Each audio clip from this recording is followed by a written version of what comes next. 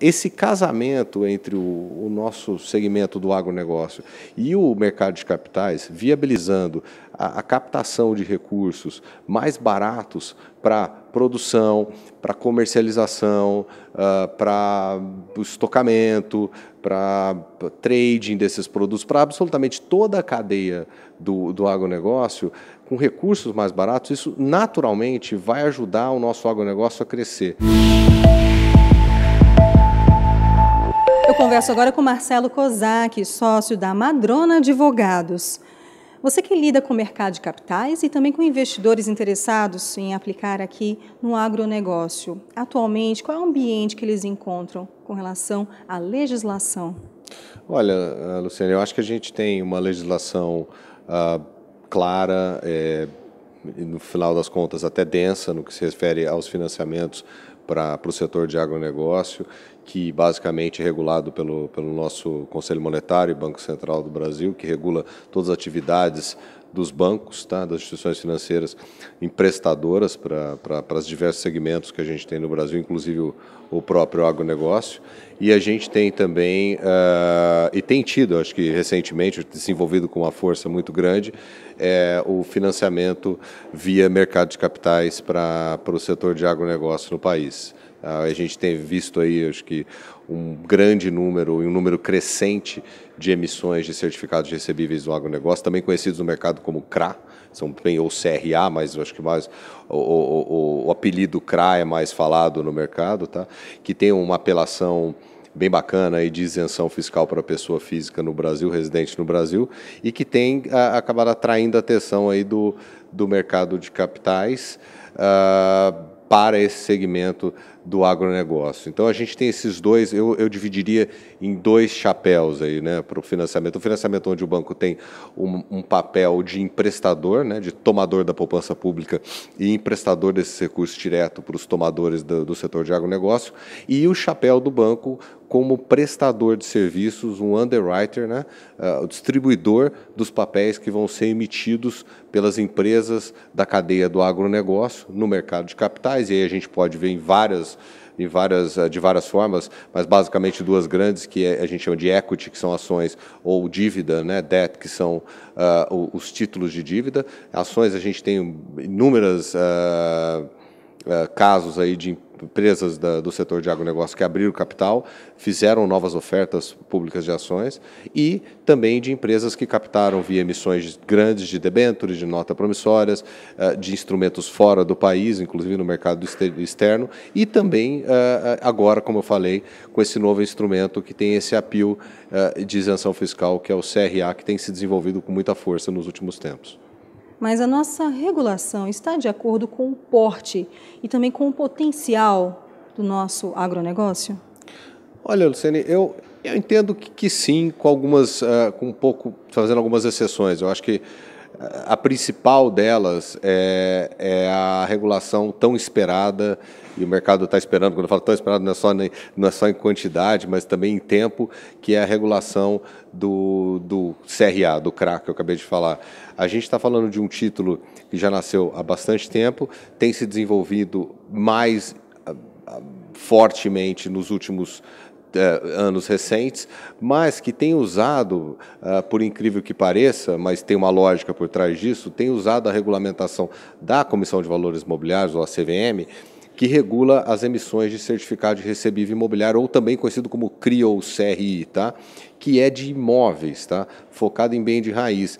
Por que tem usado? Porque tanto o CRA quanto o CRI, eles são formas de securitização de recebíveis, ou seja, operações pelas quais o investidor ele está comprando o risco daquele pool de recebíveis que é empacotado, seja imobiliário no CRI, seja do agronegócio no CRA, e que vai ser um instrumento de pagamento da remuneração e do principal desses títulos, tá certo? Parece uma coisa estranha, porque um segmento não necessariamente tem muito a ver com o outro. A gente está falando de imobiliário, o mercado imobiliário no Brasil e o mercado de agronegócios, mas, no final das contas, foi assim que foi decidido pela CVM lá atrás, que dava para, ou seja, era possível ser usada a regulamentação que tinha para a CRI, e é assim que tem sido feito nos últimos tempos. E aí, quando eu falo de o que está faltando, eu acho que, em vindo essa regulamentação, a gente pode ter notícias boas e esperamos não ter notícias ruins, né? Do tipo engessamentos de estruturas que estão sendo desenhadas por aí, já vem sendo e vão ser ainda mais desenhadas daí para frente, respeitado, obviamente, né, os limites que a lei que instituiu o CRA estabeleceu, tá certo? Mas, de toda forma, há uma expectativa muito grande do mercado em cima dessa regulamentação, que esperamos que venha para a audiência pública, ou seja, onde todos poderiam contribuir, tá? Em breve, muito em breve. O benefício fiscal dessas operações, principalmente o CRA, tem atraído empresas não diretamente ligadas ao agronegócio, né? Pois é. E aí que está a grande, vamos dizer, polêmica ou talvez crítica aí do mercado em algumas operações, algumas estruturas que foram feitas recentemente, onde não são empresas que estão ligadas vamos dizer, na ponta do produtor, não são produtores de agronegócio, mas eles estão na cadeia do agronegócio, como foi o caso do Burger King e foi o caso da JLS também. Por quê? Porque são empresas que muito embora elas não estejam ligadas vamos dizer, ao produto in natura, tá certo? Ou seja, quando ele nasce, como ele nasce, mas elas estão no agronegócio, elas têm um importante papel nessa cadeia do agronegócio e contribuem para a cadeia do agronegócio. E permitir o financiamento via essas empresas de uma certa forma, reconhecer que a gente está de fato reconhecendo que é uma cadeia única, que é uma cadeia que se relaciona e você, no final do dia, está promovendo o financiamento indireto da cadeia desde o nascimento dela pelo produtor, ou seja, você está facilitando as coisas via esse financiamento. Como é trabalhar num mercado que é regulado tanto pela CVM, a Comissão de Valores Mobiliários, quanto pelo Banco Central? Olha, na verdade, tem que ser uma coisa tranquila, porque, no final das contas, o papel do Banco Central é de regulação, supervisão das instituições financeiras na prática ou nas atividades das instituições financeiras. Tá? As atividades de empréstimo direto pelas instituições financeiras para os tomadores no setor do agronegócio e também da captação da poupança pública para empréstimo para o agronegócio, tal como ocorre no caso do nosso setor imobiliário, tá? Isso está debaixo do chapéu do Banco Central, ou seja, é o Banco Central que tem, de fato, essa legitimidade, essa obrigatoriedade de supervisionar, regular, checar, verificar, regular esse mercado. Tá? Diferente do Banco Central, a CVM ela é o xerife do mercado de capitais. E no mercado de capitais a gente tem claramente uma desintermediação financeira. Né? O que a gente tem ou melhor falando, a gente tem a instituição financeira com um outro chapéu. Ela entra com um chapéu de intermediadora das relações que são estabelecidas com a emissão dos títulos, tá? E que são títulos emitidos e vão ser negociados em mercado de balcão organizado, não organizado, ou na Bolsa de Valores, tá? E os investidores que são, no caso, quem toma o risco dessas operações na ponta final. Então, o papel da CVM é um papel de regulação, fiscalização, supervisão e punição, se for necessário, tá? Investigação e punição das operações que são realizadas nesse segmento. Tá? Então, eu acho que pode haver, e eu já vi em algumas situações, alguma confusão, algumas até no agronegócio, entre CVM entender que tal item deveria estar no chapéu dela e não do Banco Central, muito embora eles não tenham entrado em atrito entre eles, mas a gente viu, talvez em algumas discussões, a CVM puxando um pouco coisas que são do Banco Central para ela, mas não é uma coisa tão comum. Eu acho que os papéis estão claramente definidos, tá? Não era para ter nenhum problema nisso. Qual a sua opinião sobre a nossa oferta de produtos no mercado financeiro relacionados ao agronegócio em comparação com outros países? Olha, eu acho que, primeiro de tudo, a gente tem que falar, depende do país que a gente está falando, claro, mas assim, se a gente olhar para os países super desenvolvidos, como é o caso dos Estados Unidos, enfim, Europa, alguns países da Europa, como a Alemanha, Inglaterra, França e países desse tipo, eu acho que assim, a gente tem uma diferença ainda boçal, gigantesca entre o tamanho, obviamente proporcional, né, desses mercados e o do mercado de capitais no Brasil, tá certo? E também, obviamente, ligado ao nosso mercado do agronegócio. Tá? Com países, eu acho que em desenvolvimento, a gente acho que tem uma posição um pouco melhor, claro, né? E aí tudo guardado as devidas proporções. Mas assim, eu tenho uma crítica que eu tenho, é uma crítica que eu acho que o governo tem que, talvez, vamos dizer, se meter um pouco mais e da forma correta, tá?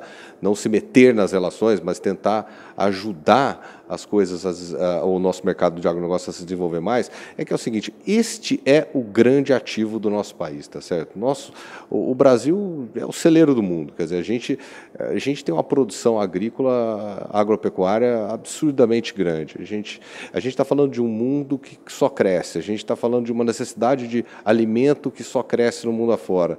Então, assim, esse casamento entre o nosso segmento do agronegócio e o mercado de capitais, viabilizando a captação de recursos mais baratos para produção, para comercialização, para o estocamento, para trading desses produtos, para absolutamente toda a cadeia do agronegócio, com recursos mais baratos, isso naturalmente vai ajudar o nosso agronegócio a crescer.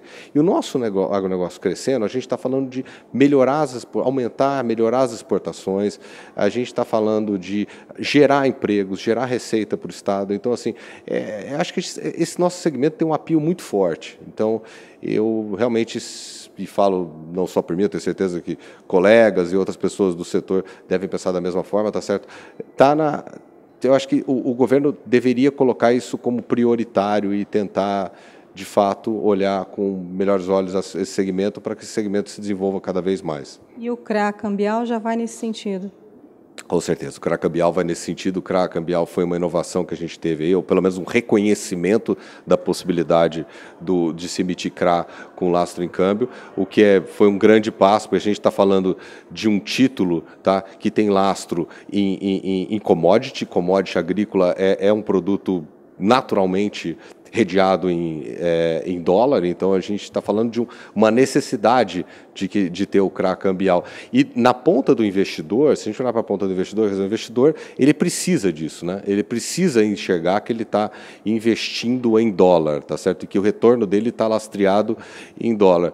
Muito embora, né, a gente teve aí um ato declaratório recente da Receita Federal, né, dizendo que desculpa estar rindo, mas foi um negócio que eu acho que tenta ajudar, mas saiu um negócio, não saiu tão bem feito, né, que falou que tem que tratar os investidores, vai tratar os investidores lá fora, né, os estrangeiros, tal como, ou da mesma forma que trata os que são isentos do Brasil. E a gente está falando no Brasil de pessoa física. Se a gente restringir e se entender que a intenção da Receita foi restringir a pessoa física lá fora, a gente não está falando de um passo tão importante, a gente está falando de um passo muito menor, porque os grandes investidores estrangeiros são os institucionais, sem sombra de dúvidas, é onde o dinheiro está.